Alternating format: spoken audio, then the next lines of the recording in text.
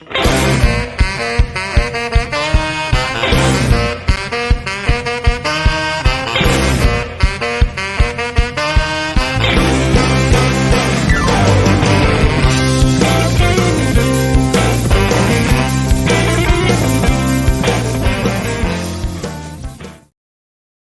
this is Andy Falco Jimenez coming to you live from Yorba Linda, California. And wow, it seems like it's been a long time since I've heard that theme song. Spent a lot of time last year towards the end with a little bit of a extension of the Andy Falco Show, which was called Vote PYL Vote locally here in the Placentia Yorba Linda Unified School District. We had a very important school board school election. We had, during the midterms, we had 2 seats that were open for the opportunity to get rid of the people that were in them and bring in some strong conservative voices to our school board. And so it was extremely important that we bring out the important points and concerns of the parents that live in this area, and to bring forward the candidates. And unfortunately, I was only able to interview one of them, but also interviewed some other candidates of neighboring cities. And the good news is everybody that was running for school board that I interviewed won their case. I do a lot of work on criminal cases. Won their elections in their particular areas. And so feel very excited that somehow, maybe just a small part of the Andy Falco Show and the Vote PYL Vote show had a hand in some of those elections, which is fantastic. I know that one of our candidates in the Orange Unified District, her and her colleagues that got voted in, conservative candidates that got voted in, ousted their superintendent, which is awesome. That needs to be done. We need to do that here in the Placentia Yorba Linda Unified School District. I've actually emailed him and the board and said he should resign based on some of the things that have been happening. So we're going to continue with our efforts here in the Placentia Yorba Linda Unified School District.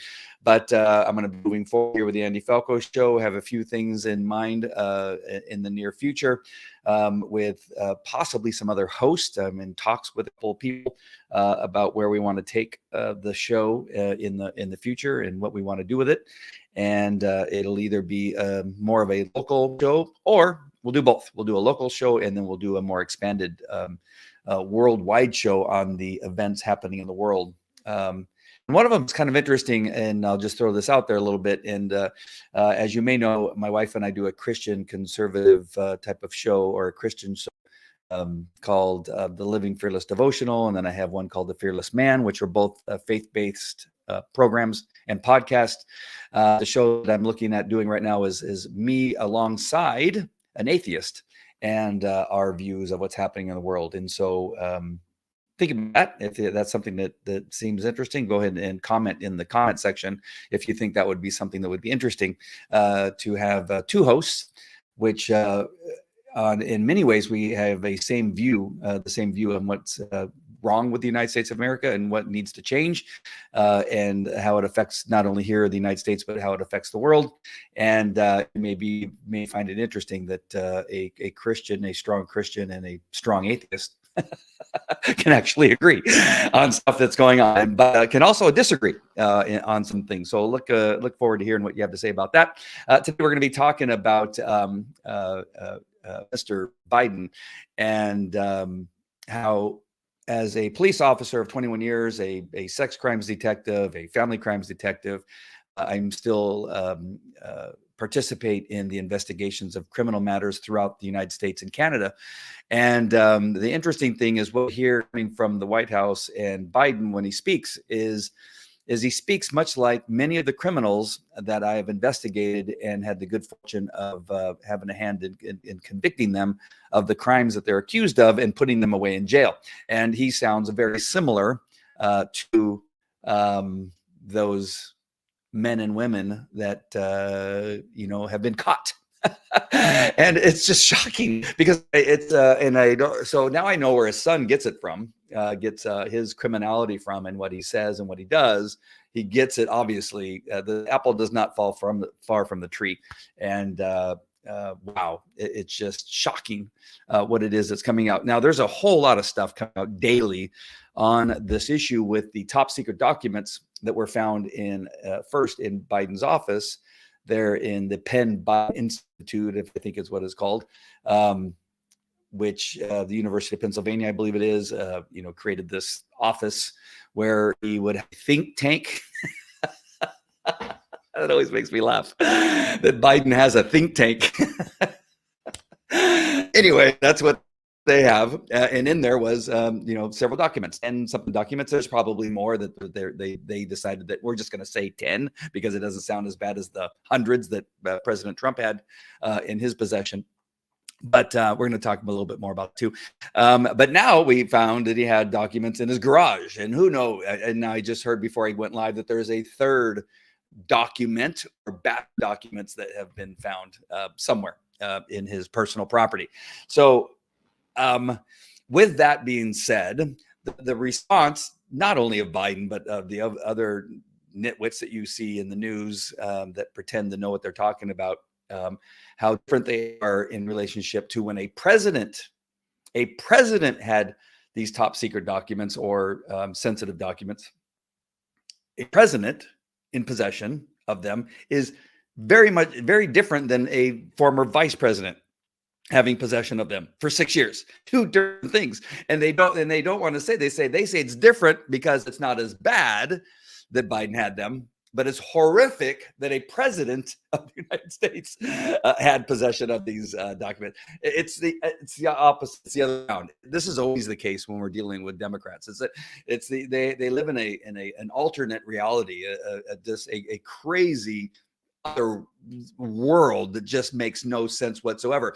So I know that there's a whole bunch of other subjects that have to do with this, talking points and things that have come out and things. But I'm going to do my best. It's going to be hard. I'm going to try to focus on some that you have barely heard about, if you've heard about them at all when it comes to this subject. But I want to come to them, bring these to your attention from a police officer standpoint, an investigator, somebody who I'm flying somewhere to go into court next week. I go to court constantly. I'm in court all the time, and I listen to arguments before federal judges and state judges, and I hear the defense side of things and the prosecuting side of things. I investigate these cases for months and months and months before I go to these courtrooms, and I want to bring you a perspective that I have that is really, I think that's important. Not just because I think it's not because I think I'm all that. That's not the case. I've just been doing this for 30, 40 years. And I'm looking at these things. I go, why are people just ignoring the fact that he was the vice president and President Trump was the president when this was occurring? They're looking at it in president now. That is not an issue in the case of these classified documents. It has nothing to do with these classified documents. These classified documents were taken was the former vice president, not the present president.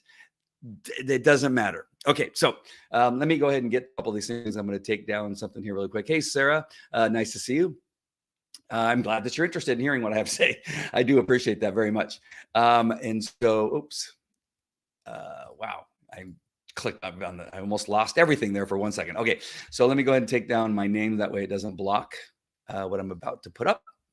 And first, I wanted this statement that he makes, President. Well, I hate even saying I don't ever really like calling him president, but Biden has to say is something that's repeated. Just listen to what's her face there, the press secretary. I always forget her name, Jean-Claire, whatever her name is. Wow, she is just the most incompetent person in anything. I really believe that she would have a tough time getting hired on at McDonald's.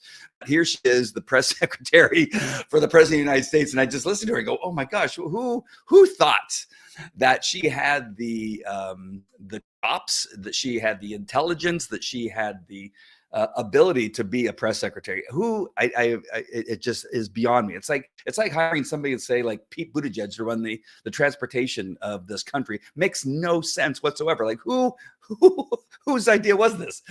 But here you have this guy, Biden, who says this. He says, "I take the handling of classified information seriously. I take the handling of classified information seriously." All right, this is important because he keeps saying this, and she kept saying it over and over and over again on this press briefing that she just had.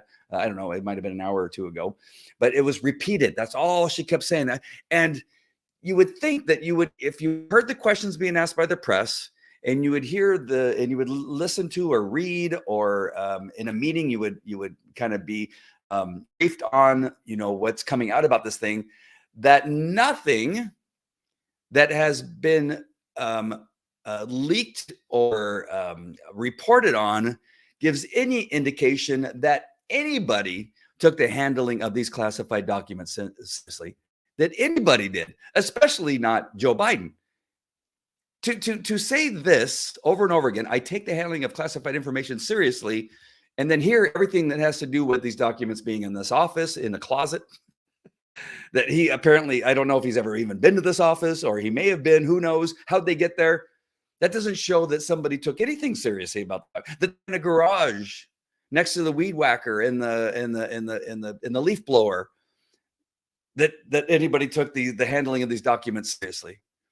That statement alone just kind of blows everything away. And again, when I talk to criminals about whatever it is that I would talk to them when I was going to arrest them, they would make similar statements, and you would think, well, that doesn't make any sense.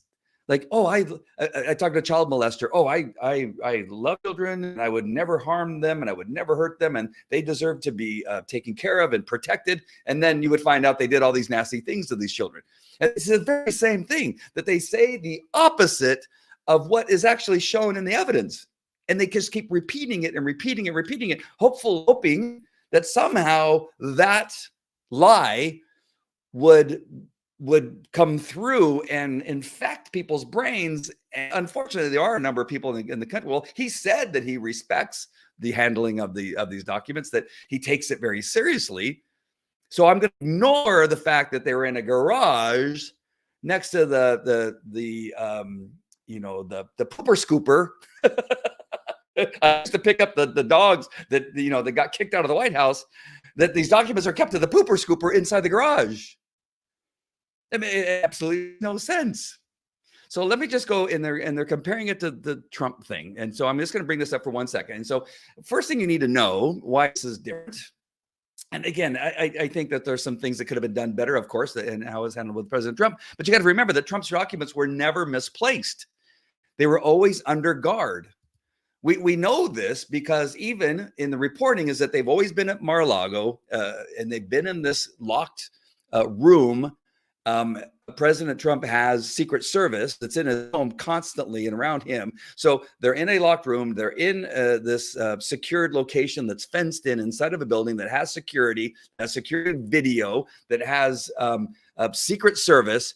There is almost nothing as protected as the interior of Mar-a-Lago, and has all the security equipment possible around where documents are kept, the ones that he had.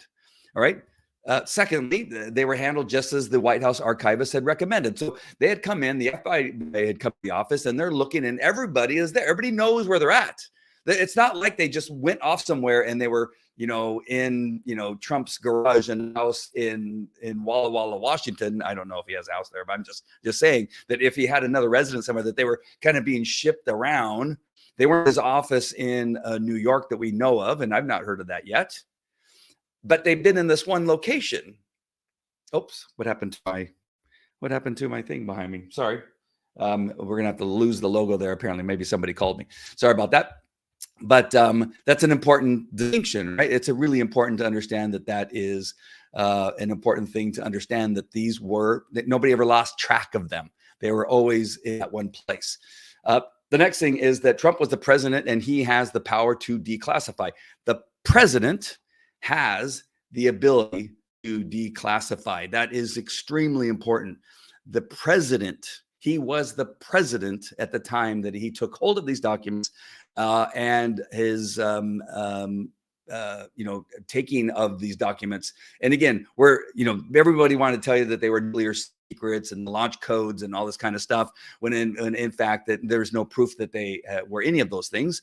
We've heard everything from a cocktail napkin that has something written on it to a number of other things. And but nobody's ever said, right? They just took pictures of these folders. Now, some of these folders are probably empty. That we don't even do this. If there was something good in those folders, they would have somehow let them leak, and we would have known about them. But that's obviously not what happened. But I just want to go through these three things one more time, and that is that Trump's documents were never misplaced. That they were. Hold on, I'm trying to do something at the same time as I'm doing something else here, is that they were handled just as the White House archivists had recommended. They had told them what kind of key and where to put them and where to keep them and that kind of stuff. They didn't take them at the time when they were arguing about them and whether he should have them or not. And then again, he was president at the time and he had the power to declassify them. Very, very important that you understand that before we go on to the next slide here. Okay, the next slide is... fix the background. There we go. All right. So now let's look at Biden, the nitwit, and see what he has to say. Oh, first, let me see what these comments are. Hey, Amy, nice to see you. Jean-Claude Van Damme. Jean-Claude Van Damme. No, Pierre. I like the way that Tucker Carlson says Pierre, or whatever he says. He cracks me up when he says that. No, I don't think that's her name. Okay, so let's get to Biden. So Biden was the former vice president at the time he stole the classified and top secret information. He could not have declassified the documents. So important to understand this.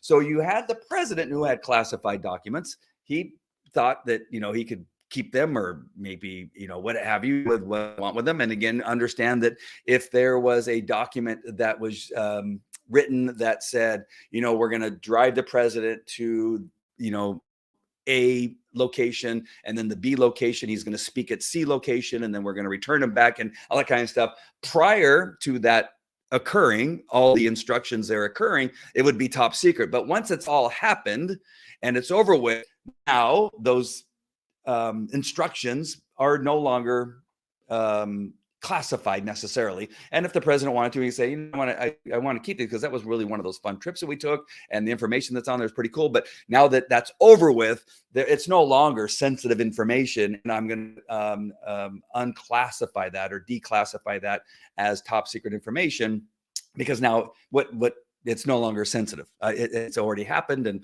who cares? And so some of the things could be in a folder that says top secret, but then now has a stamp that says declassified, and now it's okay.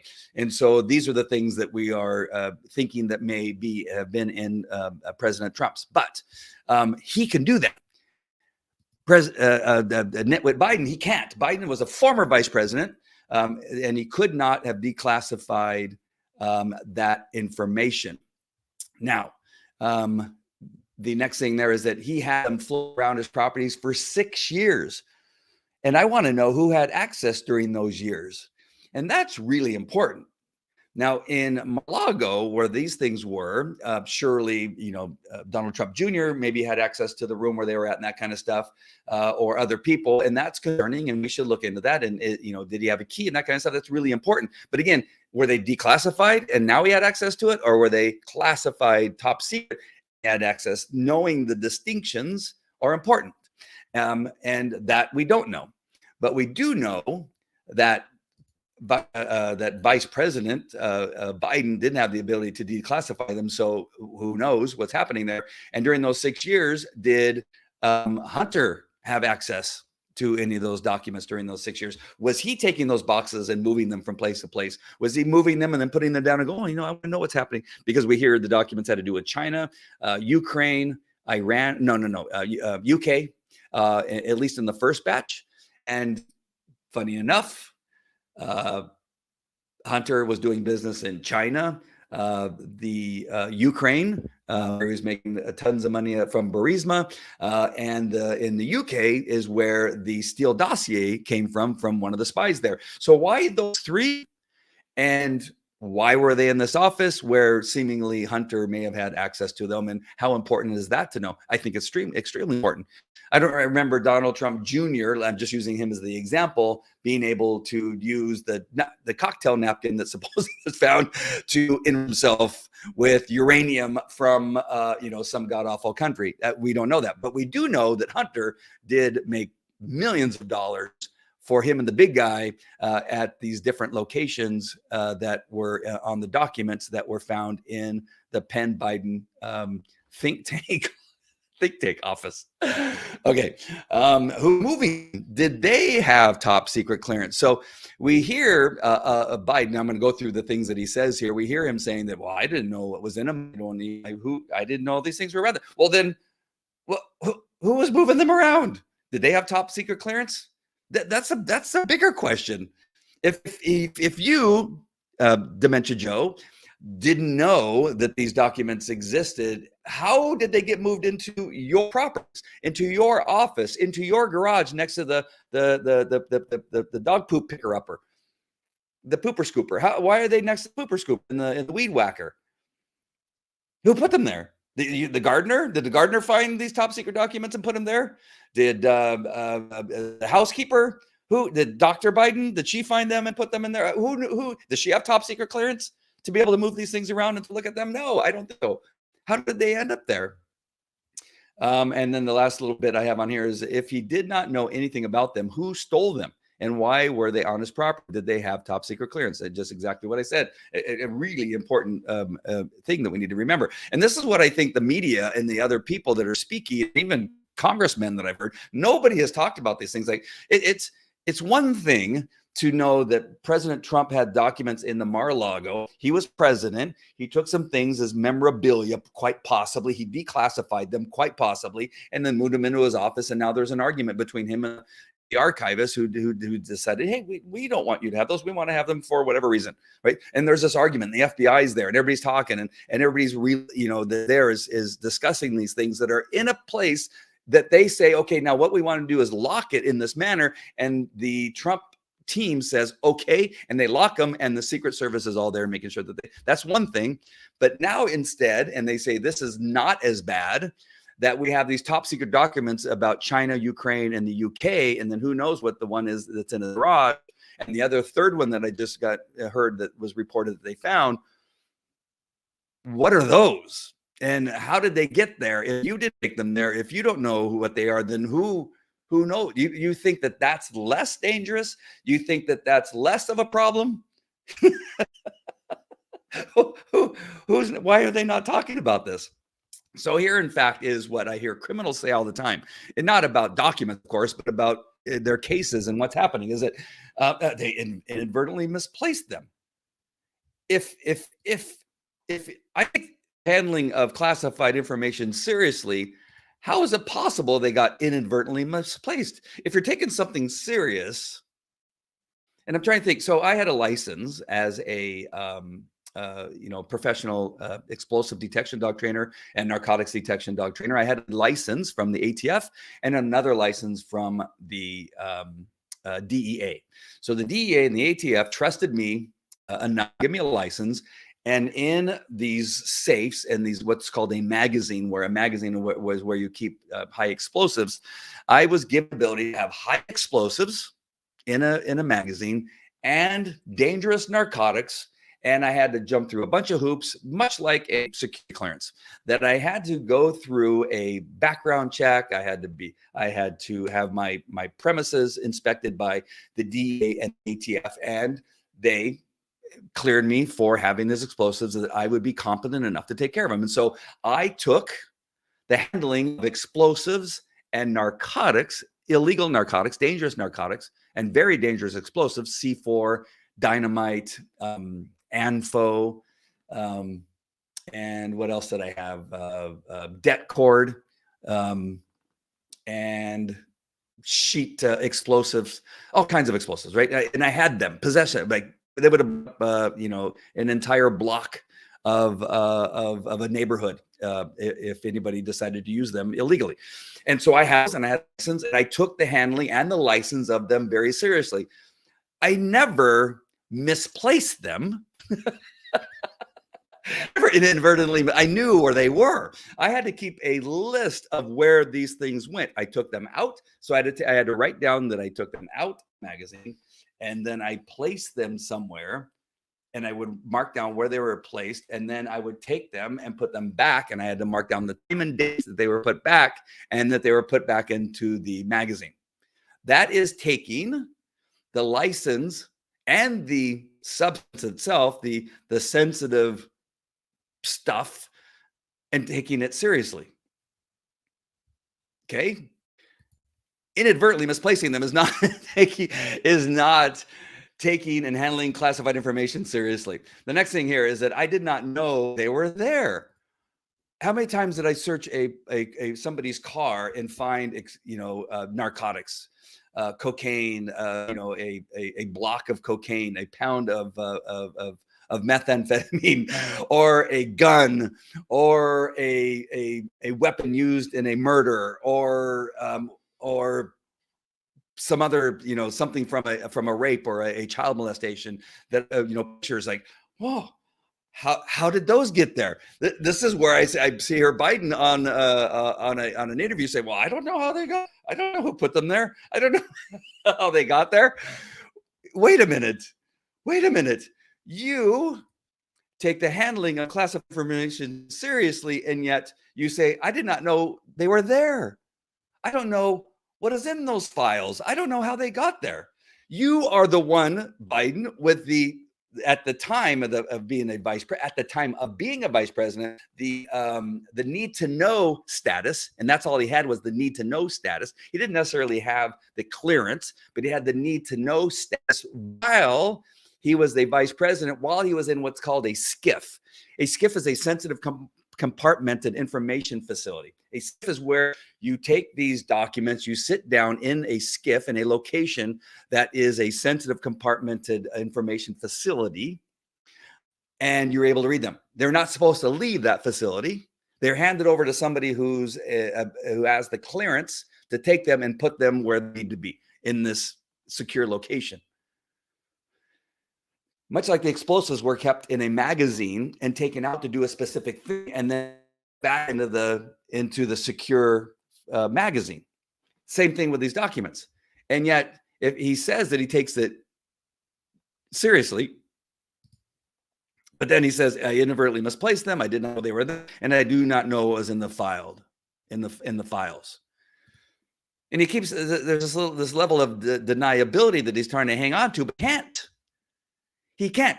These files were in his office at the Biden think tank, and they're in his garage next to his pooper scooper, the weed whacker, and the leaf blower in his garage. He doesn't take it seriously. He's not supposed to have them. They were in a place where no sensitive document is not a SCIF. You will not find a pooper scooper in the SCIF. This is something that's just so beyond me that nobody in the press is thinking, wait a minute, he keeps saying this, but it doesn't show in where they were at. We know where they're at. They were, at least that's what they're telling us, that they were in the garage, that they're in a closet in the office. Here's his garage. There's his garage. There's his Corvette. There's an old lamp there in the background. And as we zoom in, there's the boxes seemingly where he's saying that does that look like a secure location to you? Does that look like somebody that takes a pile of junk? He puts top secret information on a pile of junk in his garage that anybody has access to, anybody that's picking after the dogs, anybody that's bringing stuff through that garage as they're bringing in their groceries. The maid has access. Hunter has access. Who was it? Tiffany? I forget who the other people are that are in the Biden family. Dr. Biden has access. They're just throwing stuff on the top. Does that look like somebody that's taking this seriously? No, that's what it looks like. That's his garage. None of this makes any sense. Carl says, I laughed when he said the documents were in his locked garage with his Corvettes. No kidding. Classified top secret documents, Goodwill donations, and Christmas decorations. Yes. Oh my gosh, this is the craziest thing. Now, again, I got to go back to President Trump for just a second here, is that he was president of the United States. He could have declassified anything that he thought was necessary to declassify. And And people, even with that information, just don't care. And they want to say that he's dangerous, that he had the nuclear codes, which he didn't have, that all these other things were happening. But you're skipping over the part where he could have declassified it, and these things could have just now been simply pieces of paper that had past information on them that are no longer sensitive information. But nobody cares, and nobody wants to look at that aspect of it and even care. These documents that we're talking about are things that, again, we don't necessarily know that it's reported that it's information about China, information about Ukraine, information about the UK. Again, these are things that we know that are on Hunter Biden's laptop, that we know where Hunter Biden has made millions and millions of dollars, and that he's been seen on a plane on Air Force Two when Biden was vice president, flying to China to make these deals. Then they would come back, and then a few weeks later, a deposit would be made in a Hunter Biden's checking account or bank account.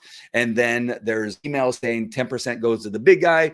And you can see, if you put all these things together, you got to be way more concerned about what's happening now in regard to Biden's documents. And this just isn't something necessarily coming from somebody who supports President Trump. But I know that it sounds like it. But really, if you just think logically, they really think that you're stupid. They think Americans are stupid and Democrats are somehow smart, and think, that, the stupidity and the belief of the fairy here that somehow pulled these top secret documents out and deposited them in his garage and in his office is what happened. And there's no way Biden can be held accountable because the fairy did it. But just because Democrats will believe that doesn't mean Americans will believe it. Americans are not as stupid as Democrats believe. That you can say that this is a secure location for top secret documents and that it's okay, that it's different, that it's less dangerous, or it is to be ignored than what happened at Mar-a-Lago, that you because you raided President Trump because you thought that what he was doing was horrific and that people would die. But this, this is okay. This is okay. It's not okay. Let me just read from something here that I found just to make sure you understand that the President of the United States does not, I'll repeat, does not have the authority to declassify a top secret document. The authority to classify classified information rests with the president and the agencies that originally classified the information. The vice president, like other senior officials, can request that information be declassified. We haven't seen proof that he requested any of these documents to be classified. Nobody's shown that yet. They do not have the authority, the vice president, to make the decision on their own, unlike the president. Ultimately, the decision to declassify a top secret document rests solely with the president of the United States or the relevant agency head, who must determine that the information can be safely released without harming national security interest. That is so darn important to remember. And you rarely hear anybody talk about this aspect of it. Super important to understand the difference between what's happening with the raid on Mar-a-Lago and what's happening with Biden and his documents, his top secret documents next to the pooper scooper, and his office there in the Penn Biden think tank. And wherever the third one was, the third one may have been in his bathroom underneath the magazine that they keep on the tank of the toilet. I'm guessing that's where it was. I don't know for sure. I think that actually that classified information was on his toilet in his master bathroom. But he's going to say, "I didn't know it was there. I was thinking about using it the other day, but realized that it said top secret, so I didn't use it. And I didn't look at it. I didn't read it." How is it possible that the one person who, if he had the ability to have these classified top secret documents, that if he had, he's the only one. He's the only one who should have been transporting them, moving them from place to place. Because right now, it looks like the only people that have been able to find these things are staff members, which I'm sure do not have the top secret clearance to be able to move them around. Jimmy, the moving man, does not have the clearance to be able to put these into his U-Haul and move them from place to place as these documents have been moved over the last 6 years. He doesn't have the clearance. Who's been moving this around? If the one guy who, if he did have clearance, was moving them around, that would be one thing. But he's saying he didn't know they were there. He don't know how they got there. He's never read them. He doesn't know what they are. Then how did they get there? Who moved them there? Who's doing this madness? We don't know. There's one person that keeps popping up, and let me share my screen here. Let me see if I can actually do this. Share my screen. I'm going to try to find the right tab here really quick. Oh, this is going to be a lot more difficult than I thought. Hold on. Oh, here we go. Actually, I did it pretty quickly. So we had this woman named Dana Remus. Dana Remus is a former attorney. She's an American lawyer who served as White House counsel for U.S. President Joe Biden from January 2021 to 22. Prior to her appointment as the White House counsel, she was a general counsel for Joe Biden's 2020 presidential campaign. And she also worked for the presidency of Barack Obama. And of course, you can see her here in her mask, of course, which should tell you everything you need to know about this woman. But apparently she is the one who has been finding these documents, apparently, or moving them around. But I am pretty sure, based on being a former, and I don't even know if she had clearance when she was actively counsel to Joe Biden. She's former, no longer works for the White House, that she has the security clearance to be able to move these things around, to find them, to look through them, and to look at them. Yet this is the person that her name keeps popping up as somebody that's a cleaner who cleans up messes that Biden gets into. But she must be extremely busy. She must be exhausted from cleaning up these messes. But her name keeps coming up. But again, if this is the person, she does not have the ability to take these documents. I don't have a folder here, but let's say she had this folder of these documents and it said top secret. She cannot look at them. Do you understand? We're not messing around here. If it said top secret on there, and had the United States seal of whatever it is they have on there, that if she's now in violation of the law. So she can't transport them. She can't put them in her car. She can't do it. Somebody else has to come. So who's doing this over the last 6 years? Who's finding them? They said they had staffers out there looking because they don't know how many documents are out there. You think that is not different than President Trump? Then I'm sorry, I'm not talking to the mic.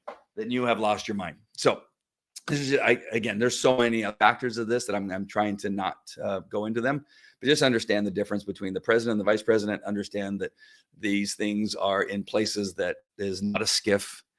That him saying he's taking it seriously is a snow job, these gaslighting. It's all the things that you want to say, that they're trying to tell you something that is obviously not true based on where they're finding them, based on that he's saying he doesn't know what they are. You just simply can't do that. He's acting like your typical criminal that myself and Carl has investigated throughout our careers. Will always say, "Oh, I don't know how that got there. I don't know what those things are. I know they're in my car, but somebody else must have put my Uncle Johnny. He's the one. He smokes pot. And so he must have left it in there when I gave him a ride the other day.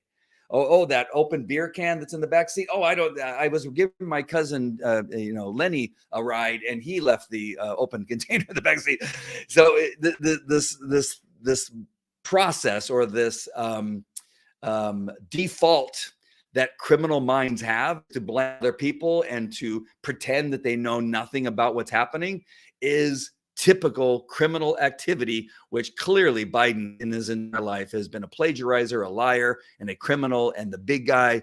It just goes to show you that it's in his blood to be a criminal and to lie and to pretend that he doesn't know what's happening, hoping that somebody will believe him and will say, well, he doesn't know what's going on, so we'll just alone and we'll just pretend it never happened. No, it's not going to happen. All right, my friends.